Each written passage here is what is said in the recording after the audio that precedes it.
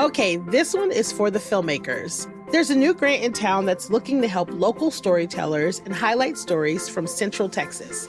Austin PBS is now accepting applications for its brand new Digital Originals Grant, which will give $35,000 each to 2 local creators. Applications close May 30th, so if you're interested, look up Austin PBS Digital Originals Grant to apply.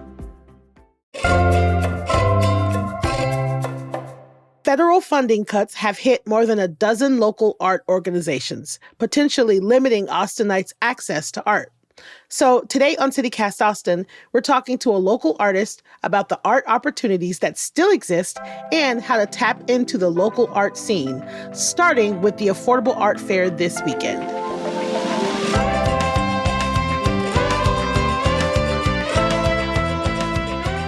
It's Wednesday, May 14th. I'm Nikki Devon, and this is what Austin's talking about.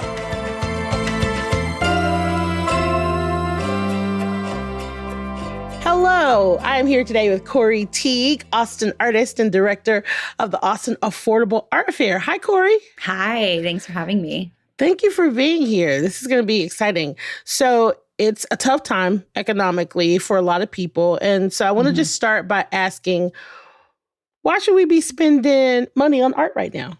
I love that you asked that question because it is something that's at the forefront of everybody's minds right now. It's very relevant in news and what's going on in the US. And I think it's so much simpler than we think it is. Buying artwork, collecting artwork, purchasing artwork, it seems like a luxury item. And I think a lot of people tend to steer away from it because it feels like it has that stigma around it. But this is actually the time to invest into artists and to artwork. We're seeing a lot of defunding happening in the arts. And just as the US in general, we tend to remove art from our curriculums first, which always breaks my heart. But European countries, they have art just kind of embedded into their lives from a very young age. And so they breed art collectors and art lovers and art enthusiasts. And I feel like we lose that a touch here. And so it's so important for people to become curious about the arts and start to learn about it and invest into artists during their careers now, because that's what's going to keep the ecosystem of the arts alive. And art has been something that we've been doing since the beginning of time. Right. So for a lot of people, art feels like a luxury. And I'm putting this again in heavy quotation. I love my air quotes, but it feels like a luxury. Do you think that mindset should be reframed? Because I do. And if so, how? Absolutely. It should be reframed because art really is accessible to everybody. I think when people start to think about art, the first thing they go to is Art Basel or auction prices, a $98 million Basquiat, or, it's just something that feels so unattainable. But there is art around us all the time. I mean, just here in Austin, we have public art everywhere. Our airport has an arts program.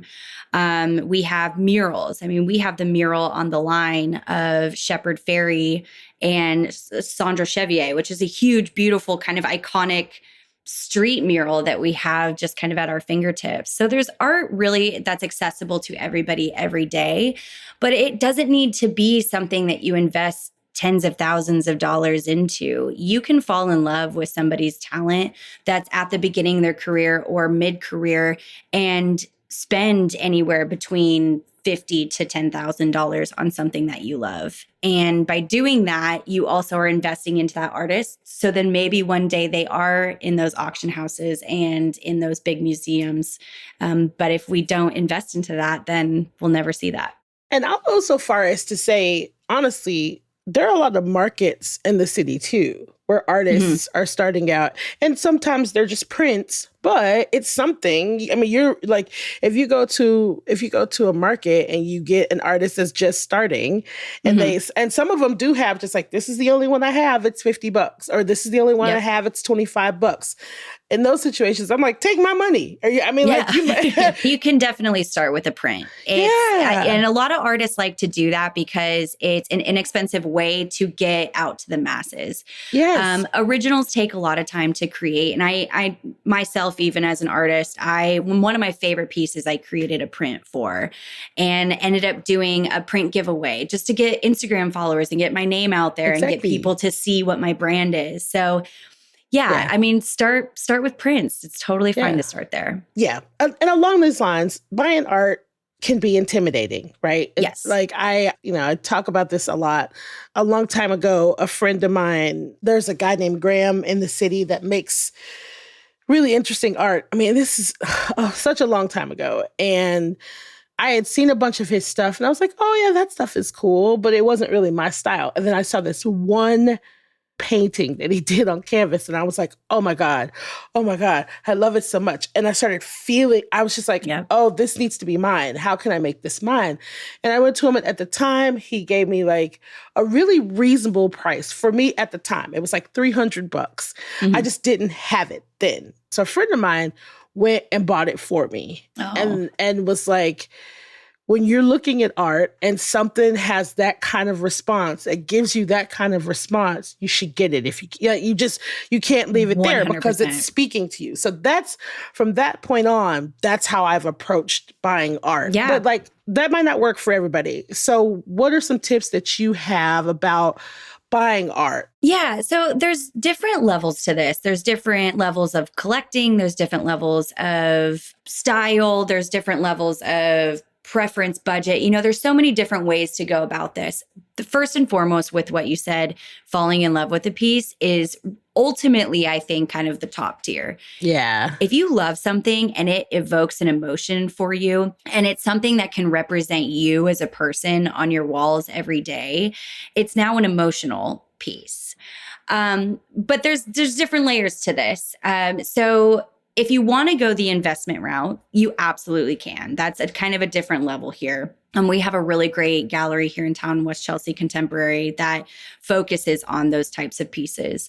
And it's almost like playing with stocks, if you will. So when it comes to your blue chip artists, you're looking at auction prices and they go up and down, and it kind of depends on the market and how much people are investing into them, and what museums are they in or what shows do they have.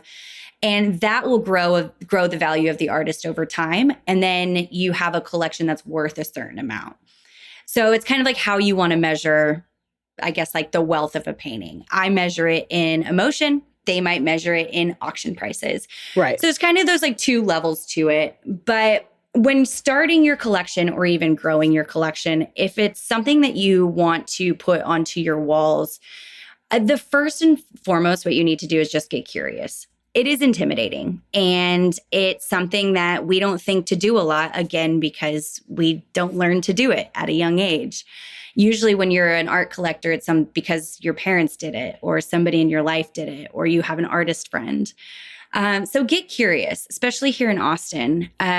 We don't really have a centralized art location. We're starting to grow that. I think West 6 is really becoming that, and also Canopy. But just get curious, go to the events. You don't have to buy something the first time you walk in, but go in and see what it's like. Kind of like remove that intimidation of going to an art event, because even just showing up for the community is part of all of this, right? It's part of the ecosystem. Yeah. So it really just comes down to, I think, ultimately getting curious. I think that's the first step to art collecting. But outside of that, you kind of have to do a little more by measuring some wall space, getting a budget, seeing where you lie in the collectorship. And from there, it does become a lot easier. I love this. I love that you're like, let's just baby step yourself into it. I love this. I love I love the advice of just going to galleries and just seeing what evokes something in you. That's actually, I don't know. I feel like people don't talk about that a lot. Just like taking the Yeah. time to be intentional, seeing what you like, seeing what you don't like. And you mentioned this, we're talking about original art, and you mentioned a couple of spaces. Canopy is somewhere that I love. I love Canopy. It's getting better, but to your point, you mentioned this earlier, we're not an art gallery mecca. So are there other places in the city that you would recommend a first-time art buyer going in to be like, okay, I've done the thing. I know what I like. I've measured my walls. I don't have any furniture. Now I'm ready to go and purchase a piece.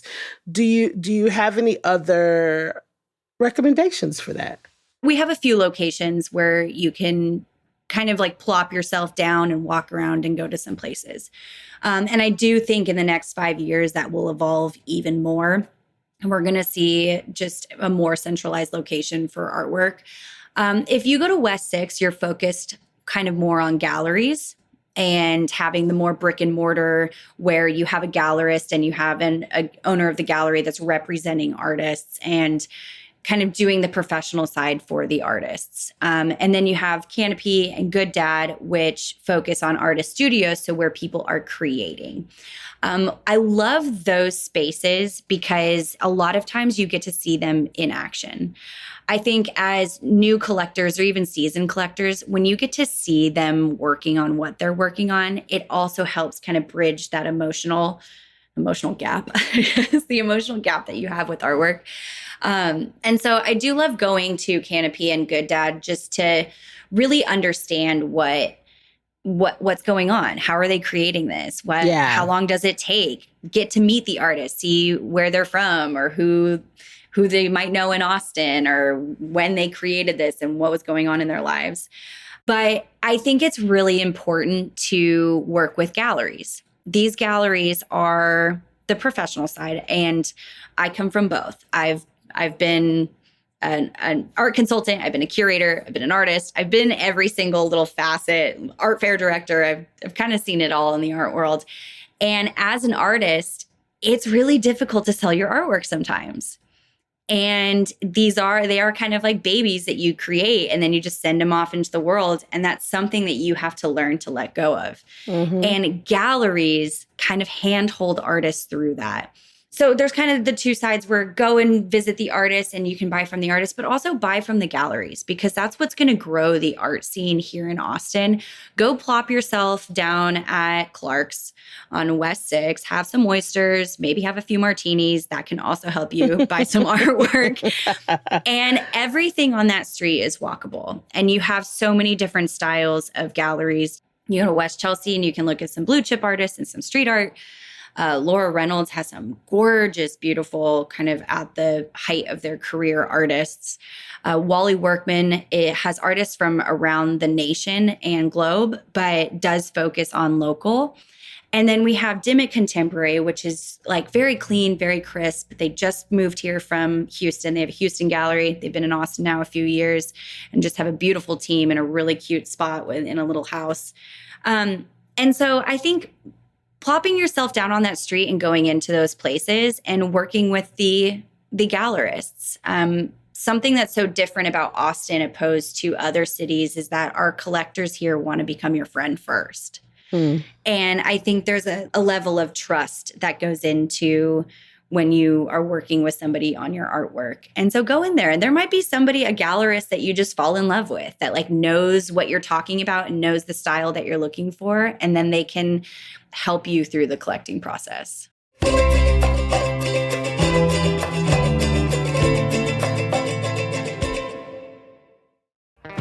Hey y'all, it's Nikki. I have to tell you about Tecovas boots. I finally have a pair, and I don't know if y'all know this, but they're handmade, high quality, and stylish. And they're comfortable right outside of the box. Now, I know we buy everything online these days, but trust me, you have to get fitted for some boots at Tecovas. Now, whether you're like me, a newbie to boots, or you have a closet full of them, the folks at Tecovas will help you find your next favorite pair. So, grab a friend, head on over to the Tecovas flagship on South Congress or their store at the Domain. Plus, Good news, they just opened a store in Georgetown at 709 Main Street for those of you that live just a little further north. With 3 locations in town, you have no excuses. So that's tecovas.com, TECOVAS.com. Don't go gently, y'all. Hi, I'm David Plotz, the CEO of CityCast. We've all set health goals: lose weight, exercise more, eat better.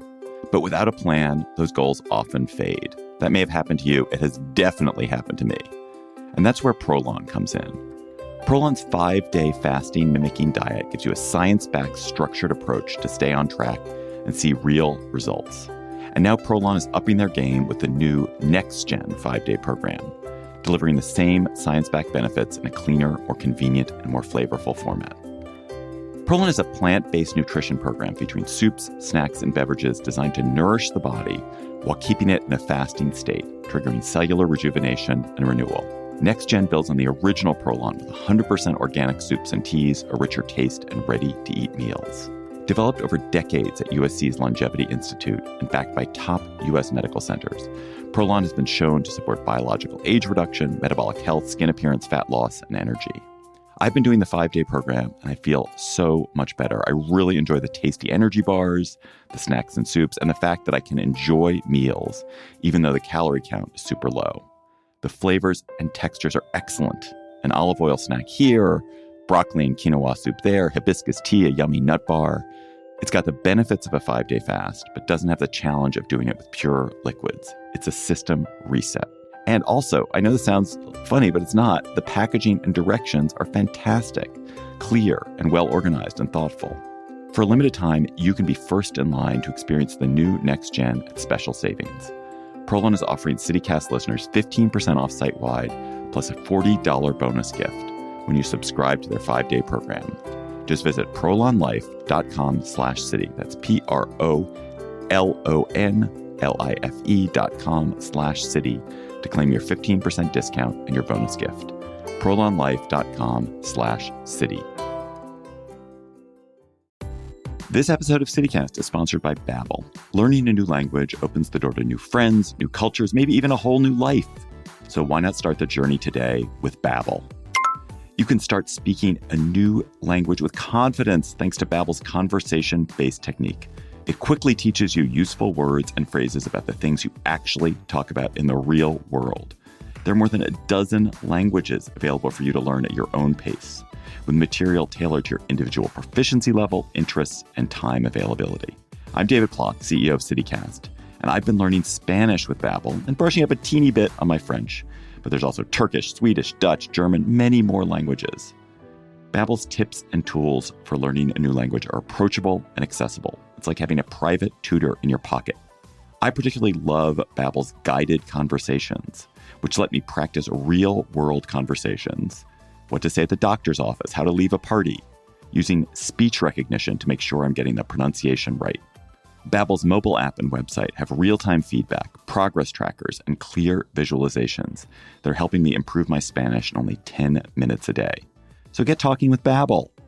I want you to learn another language, so I'm teaming up with Babbel to gift you 55% off subscriptions, but only for CityCast listeners at babbel.com/citycast.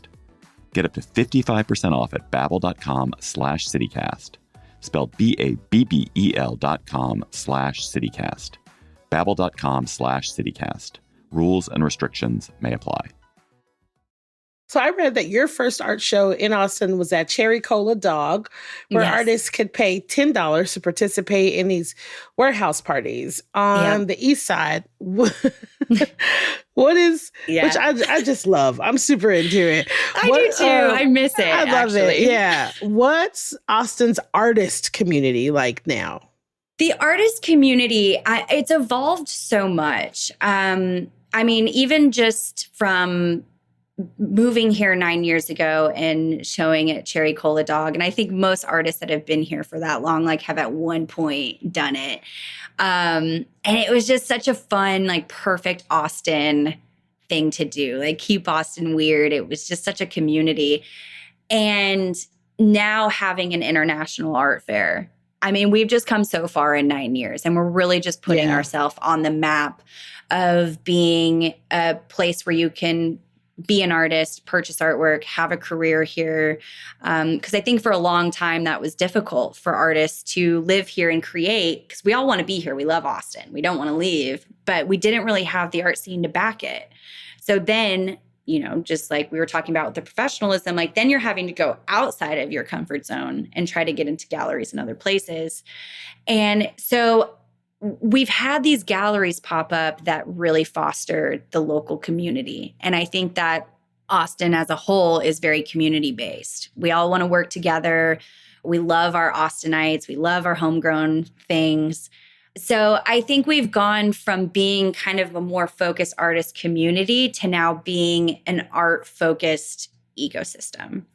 We have galleries that are supporting artists. We have artists that are supporting artists. We have museums that are showing local artists. Even just the fair itself, I focus solely, like my main focus is to get as many local galleries to participate as possible because I want to help grow this community.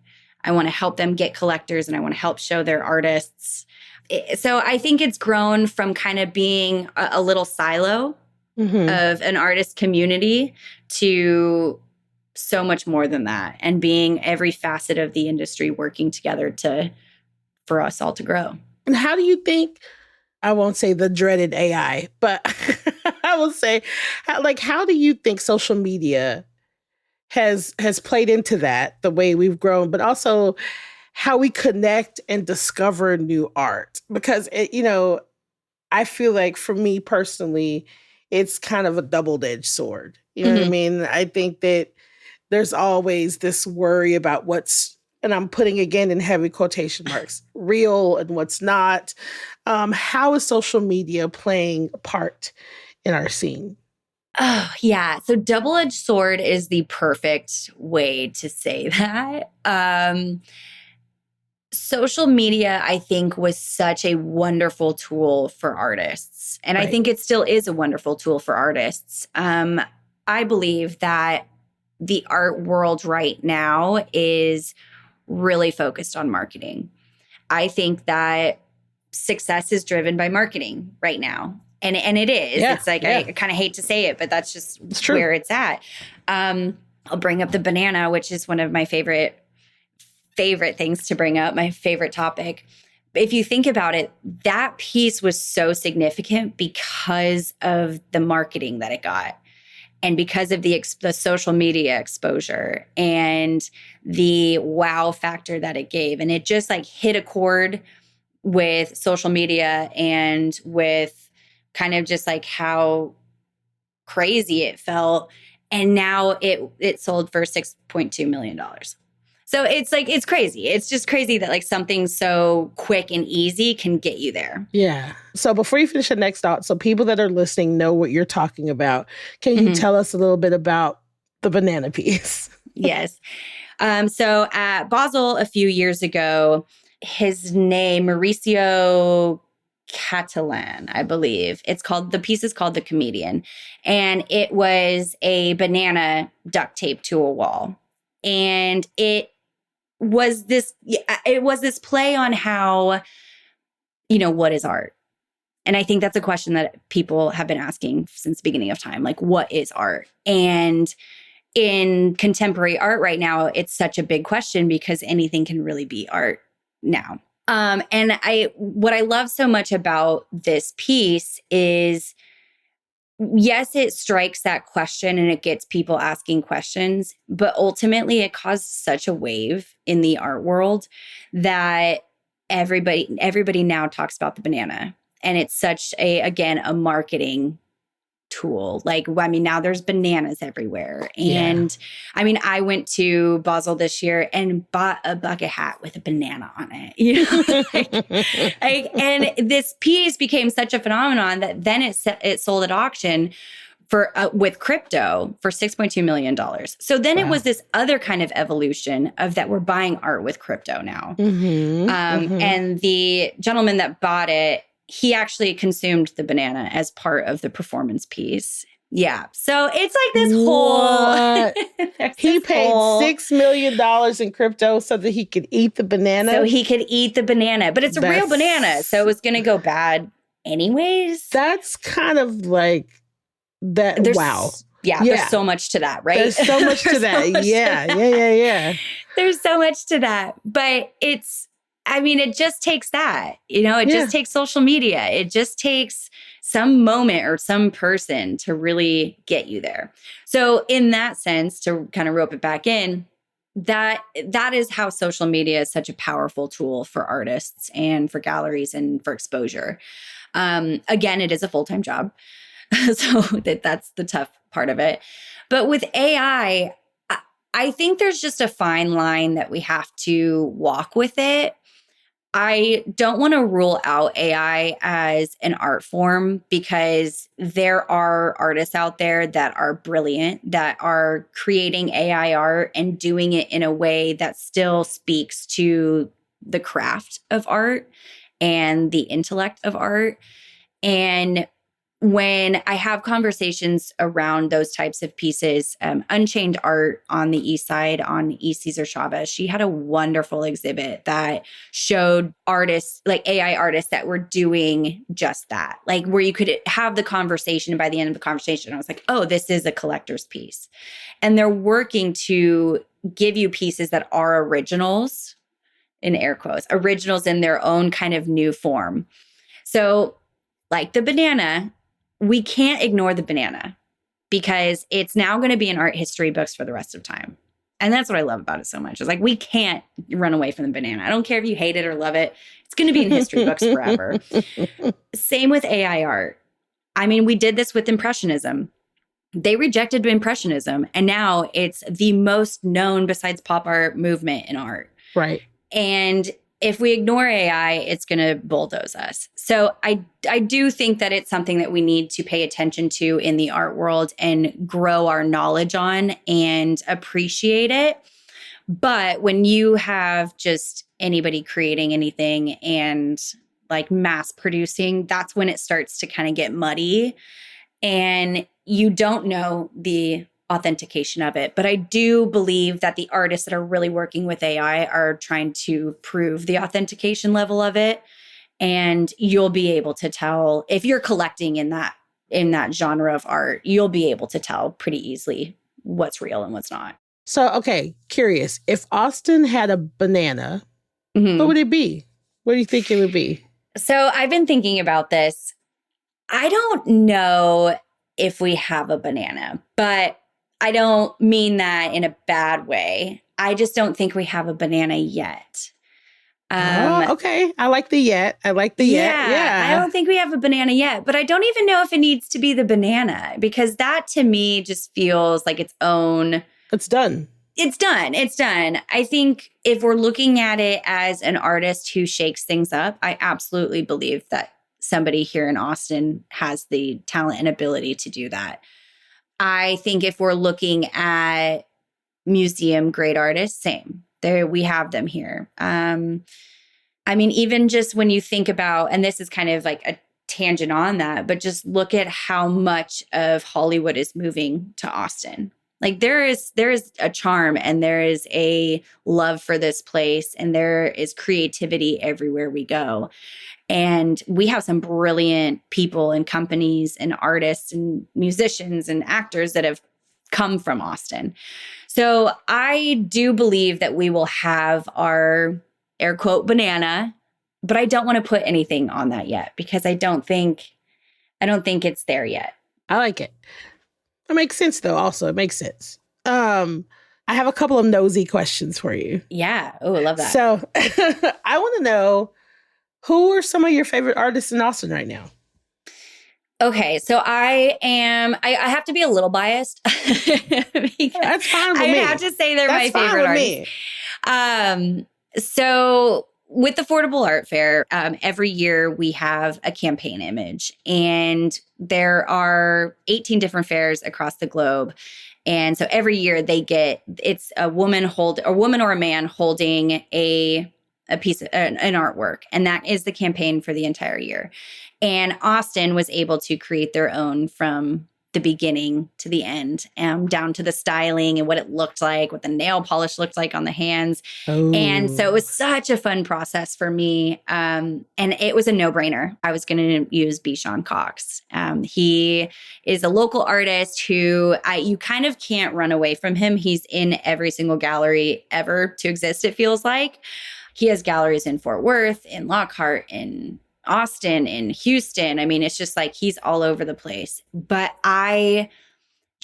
he can create anything. He's a painter, he's a sculptor, he's forward thinking and has lenticular pieces. He is like the craft that he has and the talent that he has is just, it's crazy to me. Because like I can paint, I can't sculpt. There's 3-dimensional things. No, I had to take that class twice.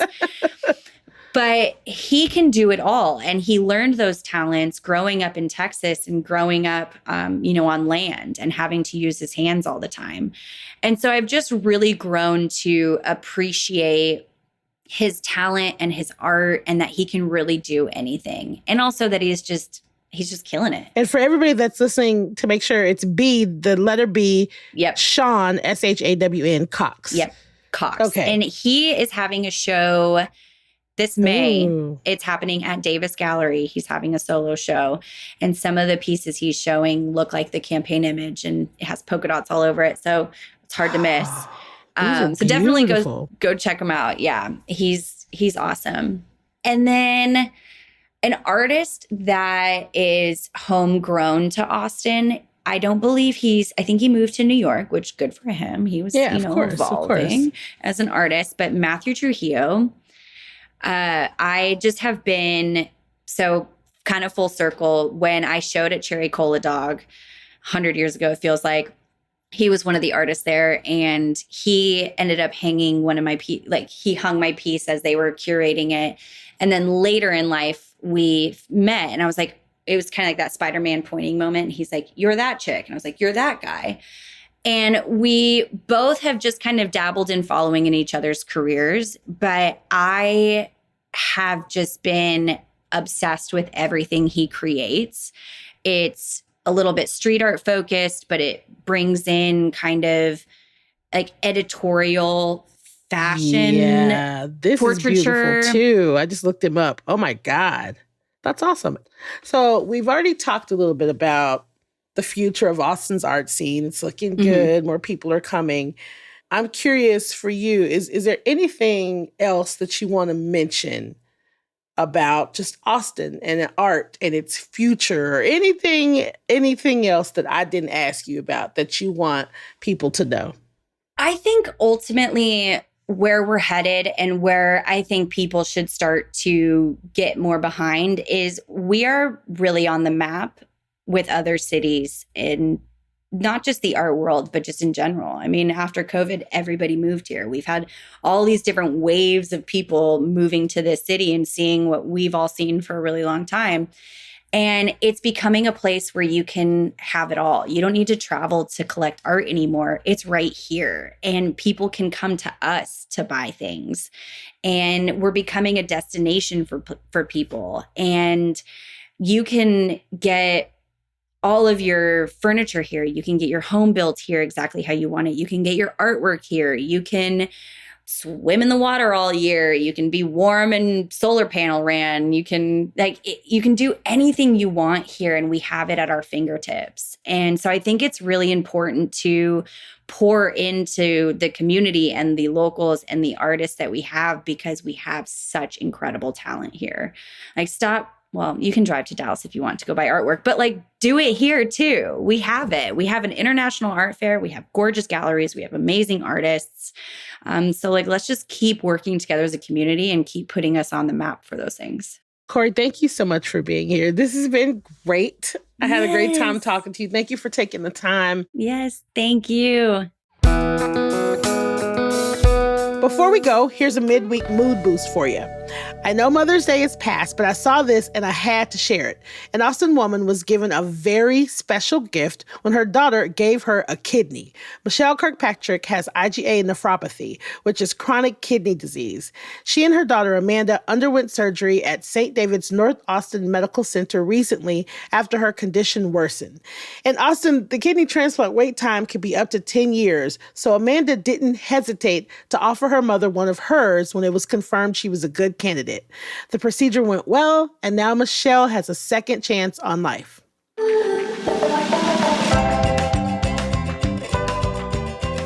That's all for today here on CityCast Austin. You can find links to Corey's work and social media in our show notes.